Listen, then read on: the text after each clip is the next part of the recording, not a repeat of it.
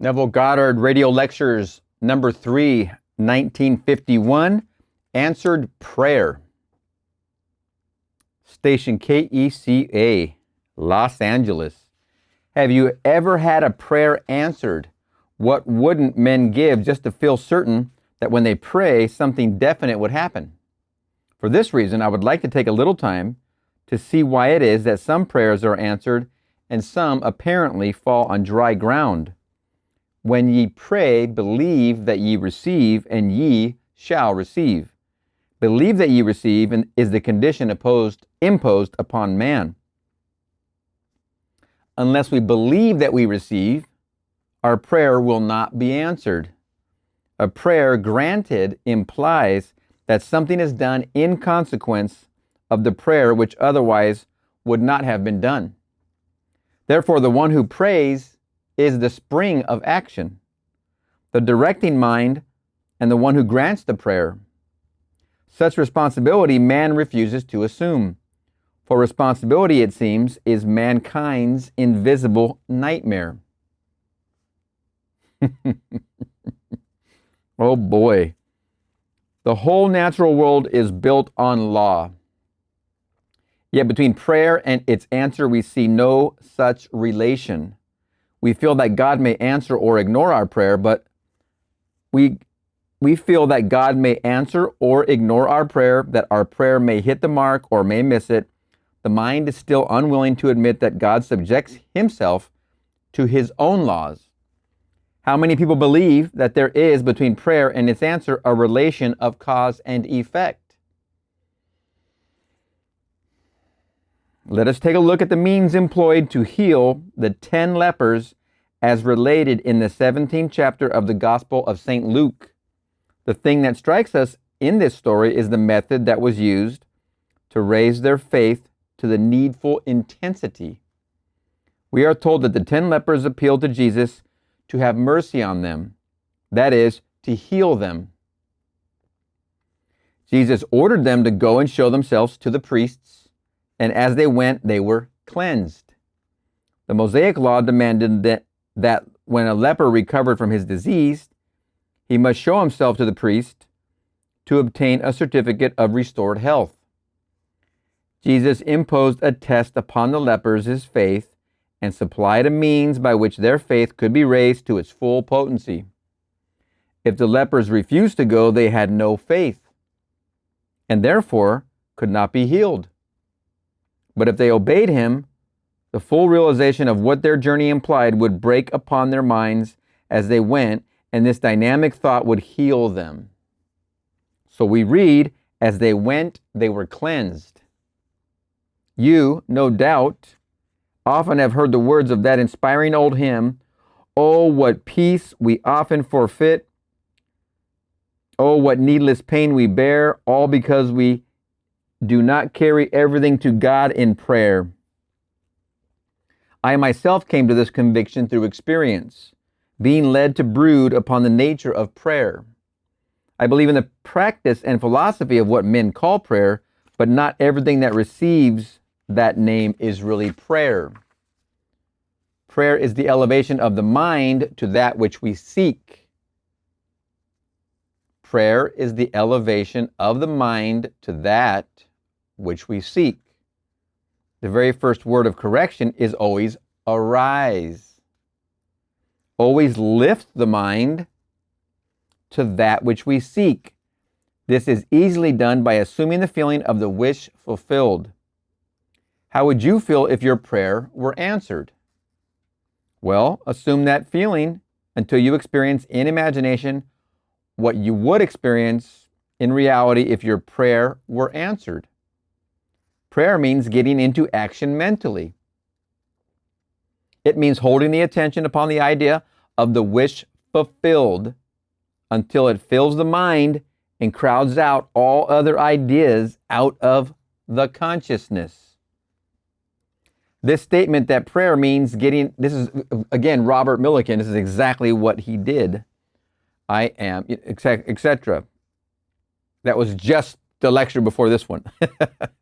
This statement that prayer means getting into action mentally and holding the attention upon the idea of the wish fulfilled until it fills the mind and crowds out all other ideas out of the consciousness does not mean that prayer is a mental effort, an act of will. On the contrary, prayer is to be contrasted with an act of will. Prayer is a surrender. It means abandoning oneself to the feeling of the wish fulfilled. If prayer brings no response, there is something wrong with the prayer, and the fault lies generally in too much effort. Serious confusion arises insofar as men identify the state of prayer with an act of will, instead of contrasting it with an act of will. The sovereign rule is to make no effort. And if this is observed, you will intuitively fall into the right attitude. Creativeness is not an act of will, but a deeper receptiveness, a keener susceptibility. The acceptance of the end, the acceptance of the answered prayer, finds the means for its realization. Fill yourself into the state of the answered prayer until the state fills the mind and crowds all other states out of your consciousness. Repeating this very, very important sentence. The acceptance of the end, the acceptance of the answered prayer finds the means for its realization. Next sentence. Fill yourself into the state of the answered prayer until the state fills the mind and crowds out all other states out of your consciousness. What we must work for is not the development of the will, but the education of the imagination and the steadying of attention. That's all the work there is right there. Education of the imagination and the steadying of attention. That's as far as work is concerned. Prayer succeeds by avoiding conflict. Prayer is, above all things, easy. Its greatest enemy is effort. The mighty surrenders itself fully only to that which is most gentle. The wealth of heaven may not be seized by a strong will, but surrenders itself, a free gift to the God-spent moment. Along the lines of least resistance travel spiritual as well as physical forces. What's more powerful, spiritual or physical forces? One makes the other. Ding, ding, ding, you answered correct. We must act on the assumption that we must act on the assumption that we already possess that which we desire.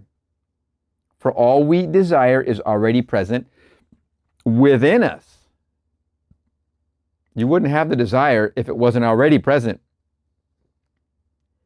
That is the only way it can work. It only waits to be claimed. That it must be claimed is a necessary condition by which we realize our desires. Our prayers are answered if we assume the feeling of the wish fulfilled and continue in that assumption. One of the loveliest examples of an answered prayer I witnessed in my own living room. A very charming lady came from out of town to see me concerning prayer.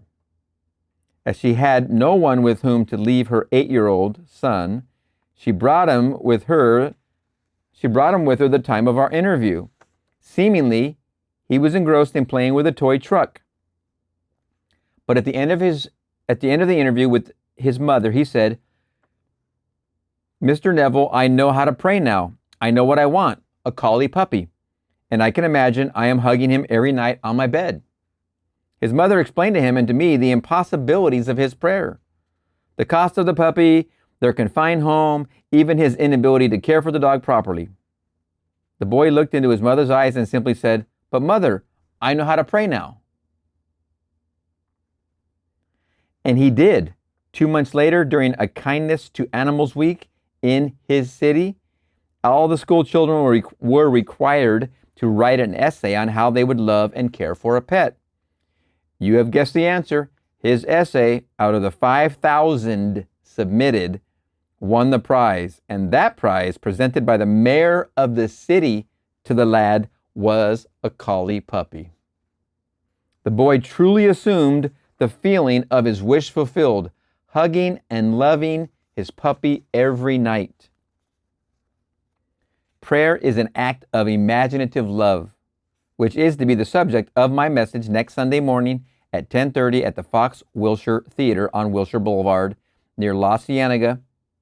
It is my desire next Sunday that I may explain to you how you, like the young boy, can yield yourselves to the lovely images of your desires and persist in your prayer, even though you, like the lad, are told that your desires are impossible.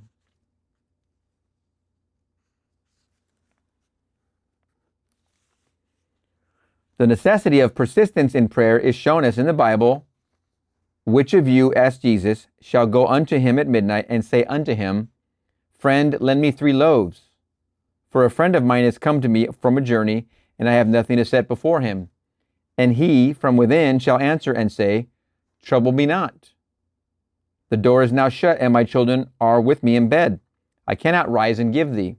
I say unto you, though he will not rise and give him because he is his friend, yet because of his importunity he will arise and give as many as he needeth. Luke 2. The word translated as importunity means literally shameless impudence.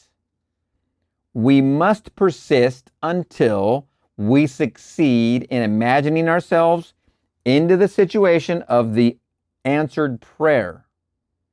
The secret of success is found in the word perseverance. The soul imagining itself into the act takes on the results of the act. Not imagining itself into the act, it is ever free from the result.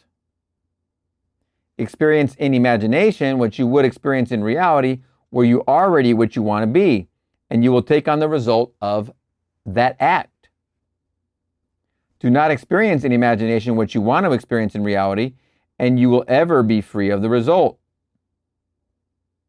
When ye pray, believe that ye receive, and ye shall receive. One must persist until he reaches his friend on a higher level of consciousness.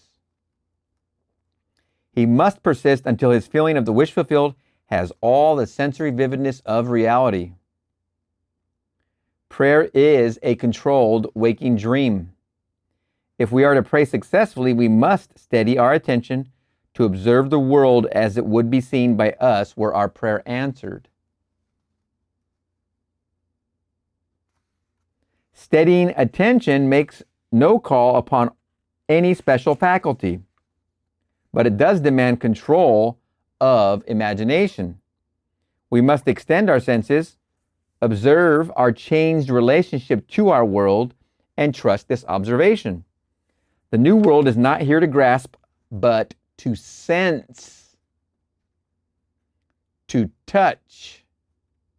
The best way to observe it is to be intensely aware of it. In other words, we can, by listening as though we heard and by looking as though we saw, actually hear voices and see scenes from within ourselves that are otherwise not audible or visible.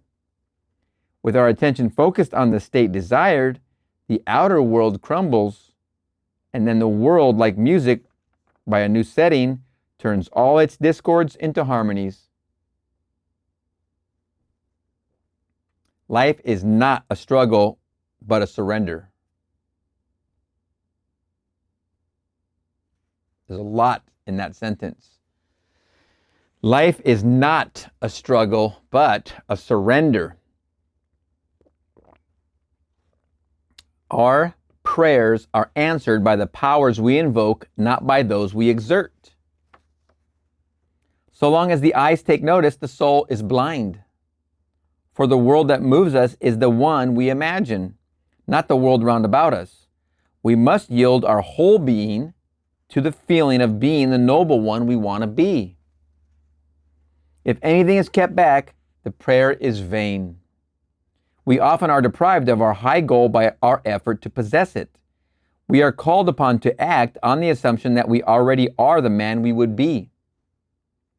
If we do this without effort, experiencing in imagination what we would experience in the flesh had we realized our goal, we shall find what we do indeed possess it.